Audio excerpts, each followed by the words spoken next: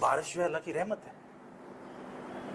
लेकिन वही अगर बेवक्त हो जाए, हमारी फसलें तबाह हो जाए, तो हमारे लिए अजाब है।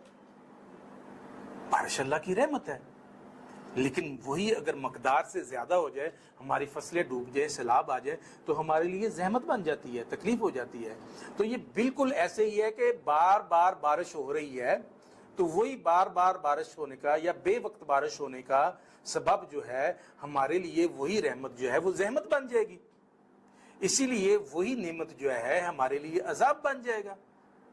तो अगर आप पर बार बार नेमतों का तसलसल जो है वो नहीं टूट रहा, नेमतें आपको अता हो जा रही हैं, तो फिर आप अल्लाह से डरें।